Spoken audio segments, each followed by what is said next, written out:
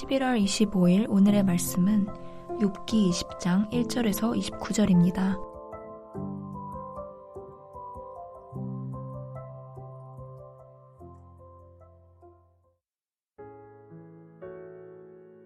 나아마 사람 소발이 대답하여 이르되 그러므로 내 초조한 마음이 나로 하여금 대답하게 하나니 이는 내 중심이 조급함이니라. 내가 나를 부끄럽게 하는 책망을 들었으므로 나의 슬기로운 마음이 나로 하여금 대답하게 하는구나. 내가 알지 못하느냐. 예로부터 사람이 이 세상에 생긴 때로부터 악인이 이긴다는 자랑도 잠시요 경건하지 못한 자의 즐거움도 잠깐이니라. 그 존귀함이 하늘에 닿고 그 머리가 구름에 미칠지라도 자기의 똥처럼 영원히 망할 것이라. 그를 본 자가 이르기를 그가 어디 있느냐 하리라. 그는 꿈같이 지나가니 다시 찾을 수 없을 것이요 밤에 보이는 환상처럼 사라지리라. 그를 본 눈이 다시 그를 보지 못할 것이요 그의 처소도 다시 그를 보지 못할 것이며 그의 아들들은 가난한 자에게 은혜를 구하겠고 그도 얻은 재물을 자기 손으로 도로 줄 것이며 그의 기골이 청년같이 강장하나 그 기세가 그와 함께 흙에 누우리라. 그는 비록 악을 달게 여겨 혀 밑에 감추며 아껴서 버리지 아니하고 입천장에 물고 있을지라도 그의 음식이 창자 속에서 변하며 뱃속에서 독사의 쓸개가 되느니라. 그가 재물을 삼켰을지라도 토할 것은 하나님이 그의 배에서 도로 나오게 하심이니 그는 독사의 독을 빨며 뱀의 혀에 죽을 것이라. 그는 강 곧 꿀과 엉긴 젖이 흐르는 강을 보지 못할 것이요 수고하여 얻은 것을 삼키지 못하고 돌려주며 매매하여 얻은 재물로 즐거움을 삼지 못하리니 이는 그가 가난한 자를 학대하고 버렸으며 그가 세우지 않은 집을 빼앗았음이니라.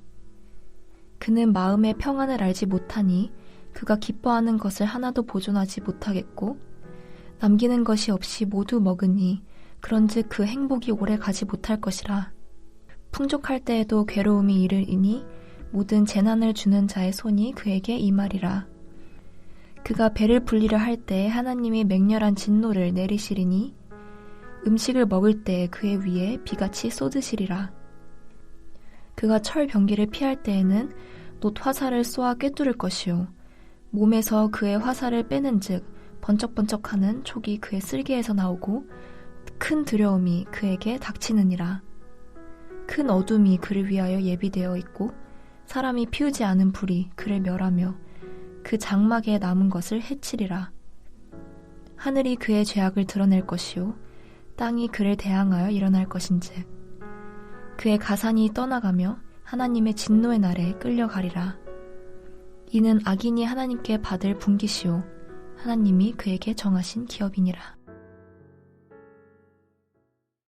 만나서 반갑습니다. 벌써 11월 마지막 토요일입니다. 이번 한 주간도 수고 많으셨고 오늘도 하나님의 말씀 앞에 나오신 여러분을 환영하고 축복합니다. 우리는 지금까지 한 번도 읽어보지 않은 방식으로 천천히 또 느리게 욥기를 읽고 있습니다. 이 특별한 경험을 통해서 우리의 욥기 이해가 새로워지고 또 넓어지기를 바랍니다. 이번 한 주간 우리가 묵상했던 내용은 욥과 세 친구의 논쟁 2라운드입니다. 묵상한 요일로 보면 주일과 월요일에 엘리바스가 나이도 어린 것이 하면서 욥을 비판하자 화요일과 수요일에 욥이 반박하면서 엘리바스의 말을 비판했고 이어 목요일에 빌닷이 욥을 비판하자 금요일에 욥이 다시 빌닷을 비판했습니다. 그리고 오늘 소발이 욥을 다시 비판하고 또 내일과 월요일 욥이 다시 소발의 말을 비판합니다. 그리고 다음 주 화요일 엘리바스가 욥을 다시 비판하면서 마지막 라운드 논쟁 3라운드에 접어들게 됩니다. 오늘 본문에서 욥을 비판하는 소발의 말은 두 번째 발언이지만 세 번째 라운드에서는 소발의 말이 나오지 않기 때문에 소발로서는 마지막 발언입니다. 욥과 세 친구들의 이 논쟁의 내용은 1라운드의 내용과 크게 달라지진 않았지만 서로 말이 오고 가면서 서로의 말을 비판하면서 조금씩 거칠어진다는 느낌을 받게 됩니다. 왜 그렇습니까?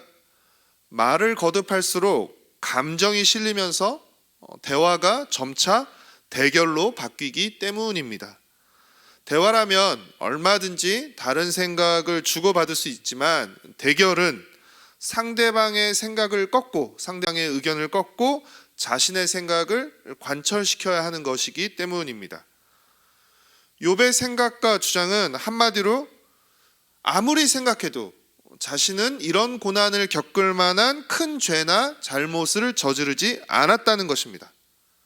설령 어떤 죄가 있다 할지라도 자신이 모르는 어떤 죄 또는 과거에 일어나서 기억하지도 않은 어떤 잘못을 내가 예전에 저질렀을지 몰라도 그래도 그 죄가 이렇게까지 가혹하게 하나님이 자신을 치시고 못살게 굴만한 이유가 되는지 모르겠다라고 하는 것입니다. 그래서 그 이유를 알 수 없기 때문에 고난의 이유를 알 수 없기 때문에 너무 답답하고 억울하다는 것입니다. 이에 대해 세 친구는 하나님이 정하신 인과응보의 원리, 뿌린 대로 거두는 이 인과응보의 원리를 내세워서 앞세워서 욥의 고난의 이유가 죄 때문이라고 말합니다.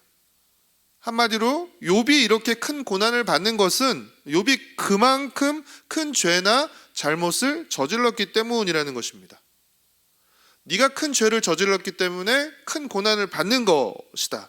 따라서 무죄와 억울함을 주장하는, 억울함을 말하는 것 자체가, 욥이 자신의 무죄와 억울함을 말하는 것 자체가 하나님께 대드는 것이고 또 죄를 더하는 행동이기 때문에 그만 입을 다물라라고 말하는 것입니다. 그만 입 다물고 빨리 죄를 인정하고 회개하라고 다그치는 것입니다.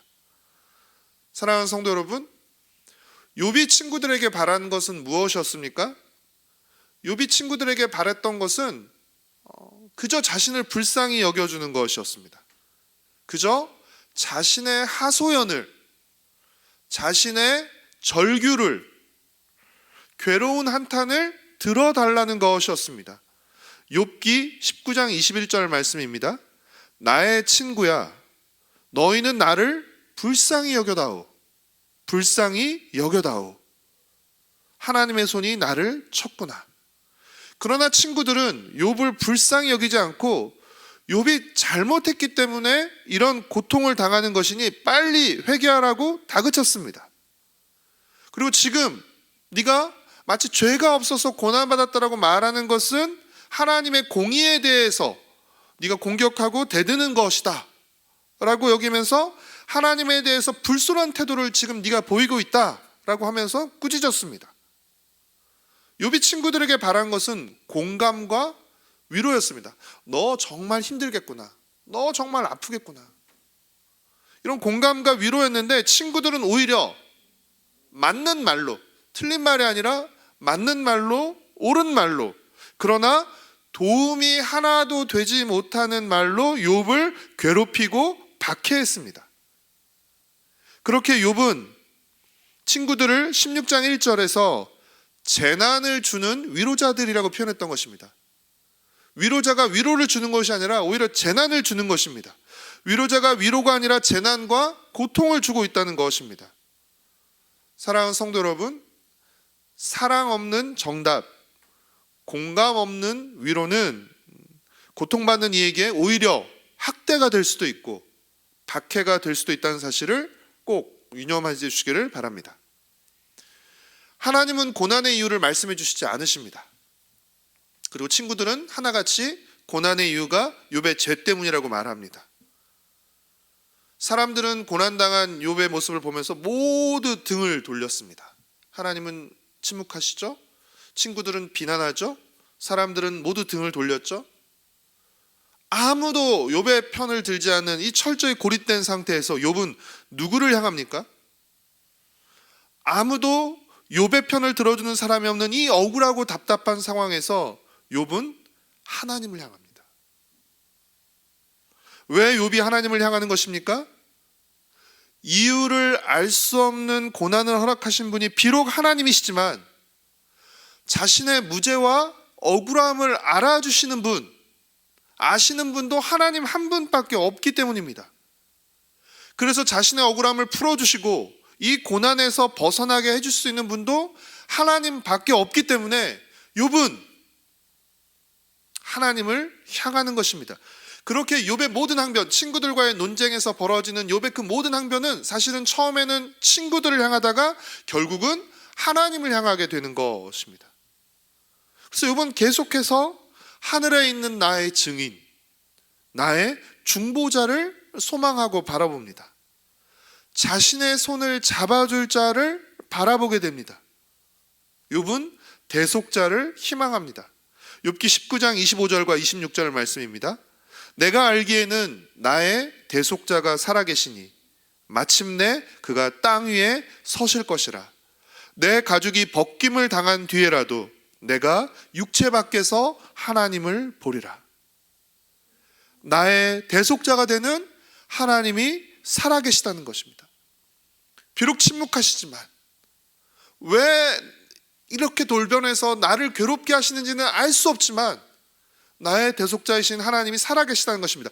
그 하나님이 자신의 희망이고 비록 자신이 죽는다 할지라도 그 하나님을 보게 되고 그 하나님께서 자신의 억울함과 무죄를 인정해 주실 것이라는 간절한 희망을 하나님께 두고 있는 것입니다. 욥은 19장 27절에서 그 대속자 하나님인 그를 보리니 라고 하면서 자신의 대속자이신 하나님 보기를 소망하는데 그 소망대로 욥은 42장에서 하나님을 뵙게 됩니다. 42장 5절 말씀입니다. 내가 주께 대하여 귀로 듣기만 하였사오나 이제 눈으로 주를 배움나이다. 때때로 이해할 수 없는 일들이 일어납니다. 또 우리 주위에 불의한 일들이 일어납니다. 오히려 악인이 형통하고 의인이 고통받는 불의한 일들이 일어나지만 그러나 확실한 것은 무엇입니까? 하나님이 모든 것을 보고 계시고 알고 계시다는 것입니다. 그렇게 그 하나님이 결국엔 모든 것을 바로잡아 주신다는 것입니다. 사랑하는 성도 여러분, 하나님의 바로잡아 주심, 하나님의 바로잡아 주심이 바로 심판이며 그렇게 심판은 악인들에게는 두려운 것이지만 고통받는 의인과 성도에게 하나님의 심판은 기다리고 고대하는 소망의 사건인 것입니다. 사랑하는 성도 여러분, 예수님이 우리의 고난을 공감하시고 위로하십니다. 그리고 하나님이 우리의 모든 억울함과 괴로움을 풀어주시고 모든 어그러진 것들을 바로 잡으십니다. 모든 것을 바로 잡으시는 하나님이 우리의 소망입니다. 예수님이 우리의 중보자이시며 하나님이 우리의 재판장이시고 대속자이십니다.